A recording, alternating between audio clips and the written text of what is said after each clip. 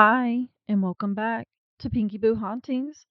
I'll be your witchy host, Shy, and I'll be your guide to all things paranormal, weird, and spooky. Guys, would you like to just jump right into things today? I don't have much to say, anyways, or any updates to report. So, why don't we just get right into our first story? This one is called This is What Convinced Me That the Paranormal is Very Real. This happened a few years ago, and I still can't explain what happened. I apologize for the length, but this all happened over the span of multiple days, and I want to provide proper context so you all can understand why we came to the conclusion we did. My family went on a mini vacation for my dad's birthday. We live in NorCal and had decided to take a small trip to a very small beach town off of Highway 1. It was a beautiful multi-unit Airbnb that was positioned not too far from the ocean cliffside. When I got out of the car, I immediately felt strange. My brother said he felt a weird vibe from the property as well. We chalked it up to being in an unfamiliar area so late at night and chose not to say anything to our parents. It was about midnight, so we quickly unpacked and went to bed. The next morning, I finally got to get a proper look at the whole property, and although I thought it was breathtakingly beautiful, I still couldn't shake the feeling of being deeply unsettled. There was a hobbit style structure built into the side of a hill that had a big handwritten sign that stated, "Do not enter." A huge barn workshop that we were told not to enter by the owner of the property, and a flat wooden lookout structure right next to the cliffside that had zero barriers. No barriers at all next to a cliffside. If that's on their property, they're going to get sued one of these days. My brother and I stayed in the smallest unit. My parents and two family friends were staying in the largest unit, and no one even went inside the last unit. We didn't intentionally plan on avoiding the last unit altogether, but after the incidents, we all felt like that unit didn't need to be explored. The only strange occurrence that happened on the first day was that my dad and his friend swear they saw a figure in the window of the barn. There was no host staying on property with us that you know of. I've heard horror stories about some of those Airbnbs. So it really startled them and led them to investigate. First thing to note is that when they approached the barn, the figure was still in the window, completely motionless. They both thought it could be a tarp or a coat rack, considering they didn't note any movement, but still wanted to investigate to make sure. They saw this figure in the window that was positioned near the apex of the roof. So when they walked up to the barn and saw there was only one story, they immediately were very perplexed of what they were seeing. They walked back a few steps to look inside the window again, but now nothing was there. No figure, no nothing. They both got spooked and tried to investigate further, but all of the doors were locked, and they never came up with a proper explanation. If it wasn't for you guys feeling off there, and the fact that what they saw wasn't showing any movement at all, I'd still think it could have been a creepy owner. For all you know, there could have been a hidden door so the owner could do who knows what. Again, I've seen those TikToks. I wouldn't trust an Airbnb host. They either got weird hidden passages or they post a whole TikTok freaking out over a smudge on the fridge or moving the furniture an inch out of place. If you know, you know. Still can't believe they managed to be so toxic. Airbnb took their listing down.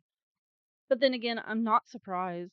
They seem obnoxious, and Airbnb was probably getting a lot of complaint from the people that stayed there and got a bad rating from those people over literally nothing.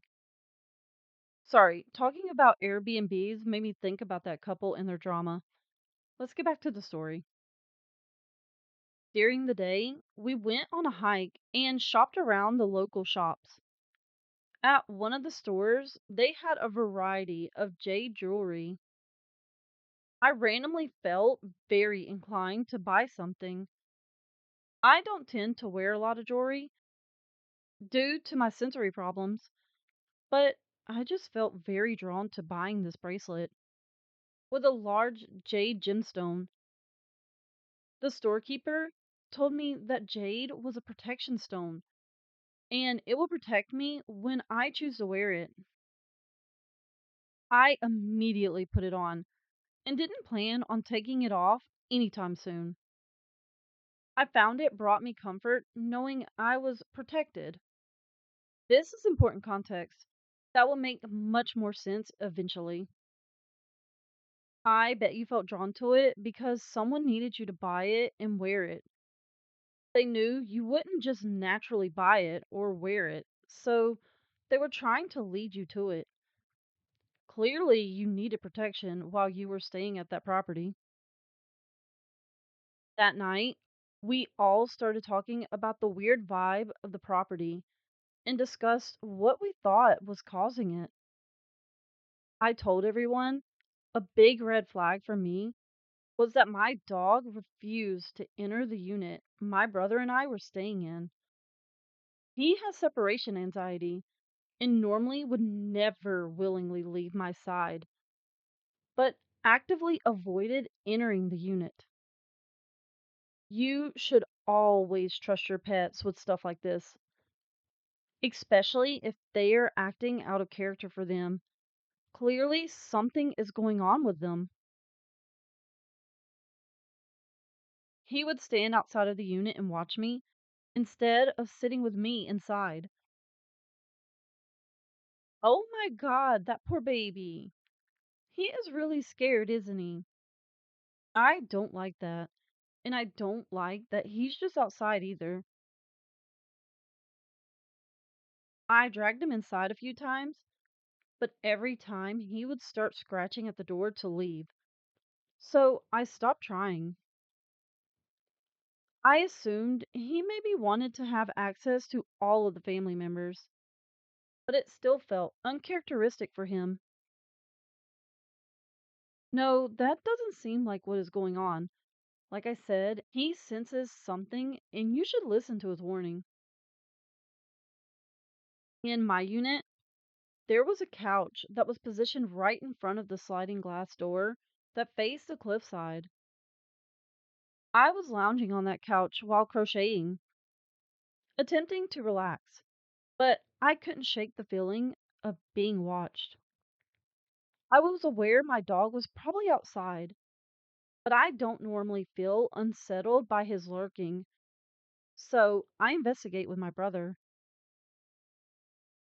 Listen, this is going to sound so random, but can I just say your version of a vacation is so different from mine? Not saying anything bad about it, but the idea of not cramming as much fun stuff as you can into a single day feels crazy to me. I don't think I'd ever sit around and crochet if I could crochet on a vacation. I'd feel like I'm wasting time away. My family was always the ones that went to a theme park up and down the East Coast every year for our summer vacation. So take that as you will. I've just been reading this and just just trying to put myself in their shoes, but I can't because the idea of being at a vacation spot Doing nothing at all is stressing me out. I'm also kind of jealous of people that can do that. How do you manage to do that? Because I need excitement. Sorry, that's enough of my tangent. Let's get back to the story. We scanned the area with flashlights and called my dog's name. He came running out of my parents' unit. We brought him back inside and asked him if he had been there long. My mom said he had been there with them for at least 20 to 30 minutes. I told her I felt like I was being watched through the sliding glass windows, but convinced myself and her that it was probably just anxiety. We all decided to lock up for the night and just went to sleep. The next day was fairly normal, nothing to note, until nightfall. I once again was crocheting on the couch and couldn't shake the feeling of being watched. I didn't investigate this time. I just kept periodically looking up to make sure I didn't see anyone and continued on crocheting. I ended up staying up much later than my brother. Therefore, I was all by myself with a sickening feeling I just couldn't get rid of. At about 2 a.m., I just couldn't sit there any longer. I honestly felt really scared to go to sleep, too. But at least I didn't feel on display in bed. I locked all the doors and even added a secondary lock to the sliding glass door. Used a wooden pole from a broom to make it so the door physically could not open without moving the pole. For context, my bed was positioned right alongside the wall of the bedroom my brother was staying in and was practically right in front of the stairs. I was not really in a bedroom. There was no doors or walls separating me from the downstairs. More like an open space that had a bed. I have never understood people that like a bedroom like that. The idea freaks me out, 'cause really, you could have no real privacy. Even if I was living alone in the house with a bedroom like that, I'd feel so uncomfortable. So, even if you weren't already feeling uneasy in that house, I would not blame you for feeling weird in a room like that. It makes you feel so exposed. I got into bed and was doom scrolling when I suddenly heard movement downstairs. It started with small footsteps, almost childlike, around the kitchen and living room. I could very distinctively hear the small thuds that almost sounded like skipping or dancing. Then I heard metal clanking sounds. It was as if someone was holding metal utensils and dragging it along the surfaces downstairs. Dragging turned to tapping. I was fully frozen with fear at this point, and quite literally had no idea what to do. At no point did I hear any doors open or locks turn, so whatever was downstairs was probably in the house the whole time. I was petrified, just sitting there listening to the metal clank and the small footsteps. It just kept going, and I knew there was absolutely nothing in between me and whatever was making all of that sound downstairs. And that's why I hate the idea of a bedroom like that, because there is no locking your doors or anything like that. Then the worst happened. I tried to adjust my position in bed, and my phone fell off. The sound echoed through the house. I immediately went to pick it up while simultaneously hearing the footsteps abruptly stop. To my horror, I hear the tiny footsteps running up the stairs. It was the most terrifying moment of my life. I grabbed my pillow and threw it over my head and just started saying, "Please don't hurt me," repeatedly. I honestly did not want to face whatever was there. I hear the footsteps run up all the stairs and right next to my bed. Oh no, I hate that part. It's scary enough that it ran up the stairs, but it ran up to your bed? No way. No way would I be okay with that. And you don't know at this point what came up next to you. So that almost makes it scarier. Then I start to feel a pressure on my pillow. Whatever it was potentially trying to suffocate me.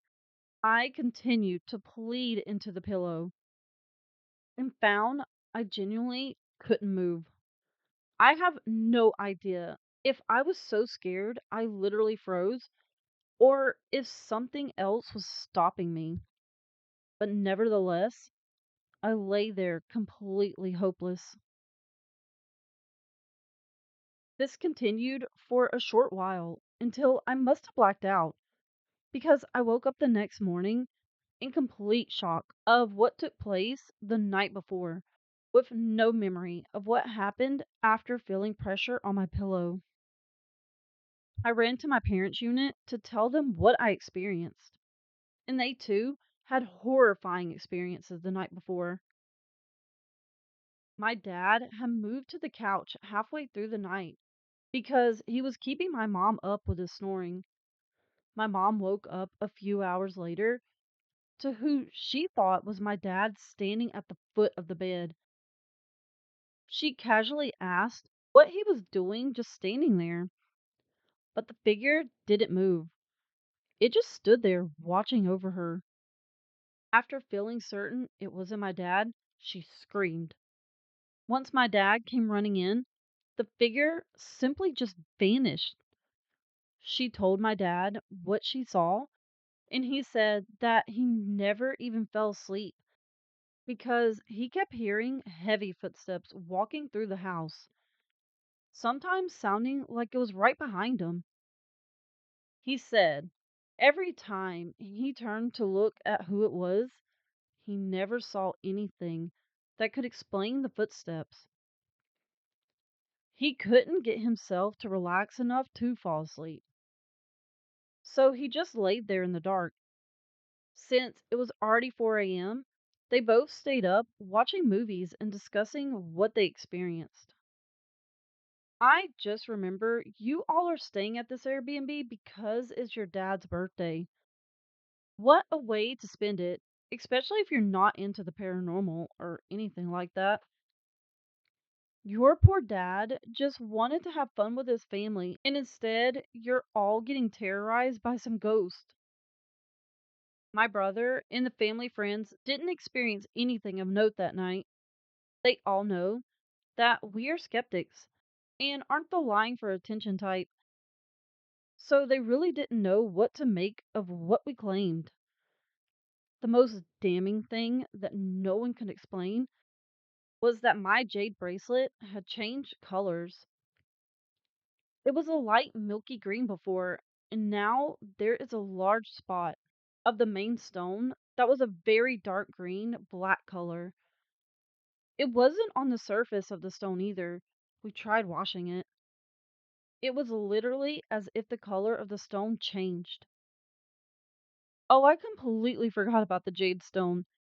I bet that thing helped protect you from whatever was trying to suffocate you. Scientifically speaking, that can happen due to wear, temperature changes, skin oils, or lighting. But I had just bought it, and the color change didn't go away after being brought to different conditions. Spiritually speaking, some believe that stones can change after absorbing negative energy, almost like a sign that it's done its job. See, what did I say? It helped protect you, and that's its sign to let you know. I became convinced that a man lived there and would kill kids. I know I was probably jumping to conclusions, but it all made so much sense. The house was so isolated. And the cliff was the perfect murder spot. I'm pretty sure my parents had an encounter with the killer, and I had one with a victim. It didn't even feel like a question at that point. It felt like I knew deep down that evil things had happened on that property. I might sound crazy, but this was my experience. I think about this experience regularly and don't talk about it much. Most people look at me crazy after sharing, so I just stopped talking about it. It was horrifying, and I most certainly believe in the paranormal now. I believe you. Honestly, I wouldn't be surprised if when you felt watched or uneasy, it was that man. I know you have no real proof of your theory, but I kind of get the feeling you are more connected to the spiritual than you might have thought you were. After all, you were being pulled to get that jade bracelet, and instead of ignoring it, you listened to it, even if it didn't make sense to you. So I could see you connecting to property in a way that would give you that idea. Oh, well, it seems they actually left the actual address here. I I don't know if I want to actually say it on here. I mean, I know they put it up here, so I know people have already seen it, but I don't know. It just feels weird, even if it was an Airbnb at one point. So it might not matter, but I don't know. It feels weird because what if someone is actually living there now? I know they say it's for sale on Zillow, but with how fast houses sell nowadays, I'm not taking the chance. Anyways, why don't we move on to our next story? I live in the heart of Appalachia, and this is easily the most terrifying story of one of my experiences. This story may be short, or it may be drawn out. I'm recording these events as I type, as it was honestly one of the most terrifying things I have experienced, and it brings me genuine stress to think about. This happened maybe 2 to 3 years ago. I live in southern West Virginia and have for my entire life. The woods and mountains surround every direction you look, and nighttime is a darkness that you can never dream of unless experienced. I was with my friend. I'll call him Mark. Mark was at my house one evening doing the usual things, watching UFC, playing Xbox, etc. It was extremely late when we finally got bored and decided to go for a walk on a nearby trail to smoke a joint. This is not a particularly long trail, but it is very dense in the woods that surround it, and it is easy to get freaked out when thinking of your surroundings.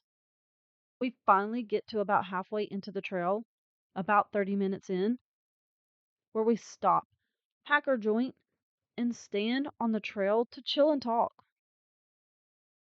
The forest is very alive tonight. There are always noises in the woods, but the amount of animal activity for the night was unsettling. At this point, it was probably past 1 a.m. This was strange and kind of eerie, but not alerting, as any sort of predatory animal in the area may cause a disturbance.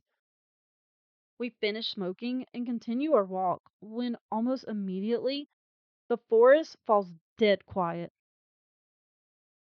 And as soon as the forest goes quiet, there is a voice. It almost sounds like a mocking humanoid voice, shaky and uncertain, almost like an old children's toy, like the ones with the crackly speakers and the robotic voice, if you know what I mean. This immediately sets us off. We bolt directly down the opposite length of the trail, but the sound does not gain distance. It doesn't get closer, per se, but no matter how far we run down the trail, this eerie voice remains the same volume,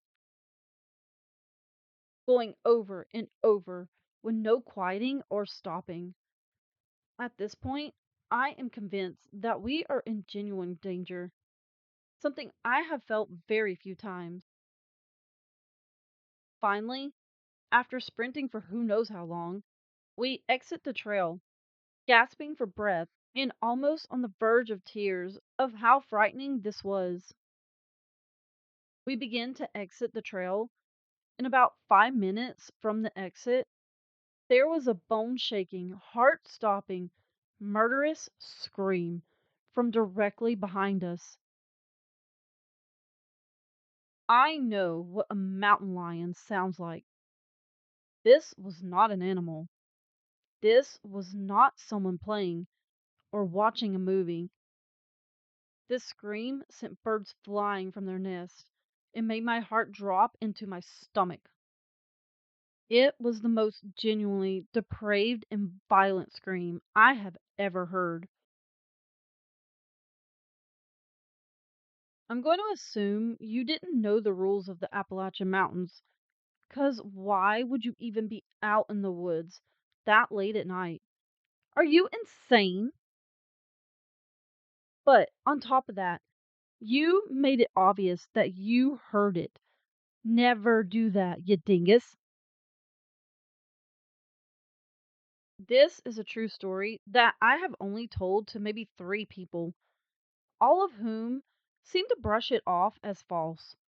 I've never been a person to push the existence of the paranormal or spiritual, but I genuinely believe I encountered something inhuman in those woods. Because you did. You broke the rules. Of course, you were going to have something like that happen. Just be happy you made it out alive. Edit. I know I will receive questions such as what the voice was probably saying, or to explain the area and what happened after. I genuinely cannot answer what the voice was saying, if anything intelligible.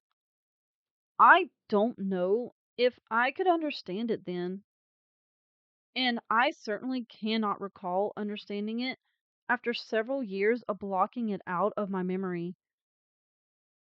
All that I can recall is that it was a fluctuating voice and pitch, shaking, almost just joining sounds together. After running from the scream at the end of the trail, we ran to the car, which was only about 5 more minutes from the trail. So we got there relatively fast from sprinting. Well, if you learn anything from this story, it is to never be out in the woods at night in the Appalachian Mountains. But if you do find yourself there, if you hear something, no, you didn't.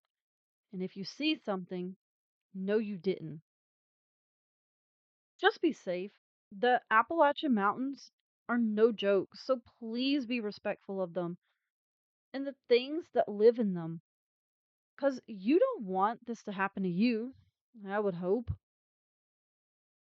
All right, guys, that's all I got for today. If you're enjoying the podcast, please rate and review, as well as like and subscribe if you're on YouTube. It really helps the coven grow. You can also help the coven out by sharing the podcast with everyone you know. And don't forget that if you have a story you'd like me to read, please send them to pinkyboohauntings at gmail. The email will also be in the show notes below. But for now, the coven is adjourned. See you next time. Bye.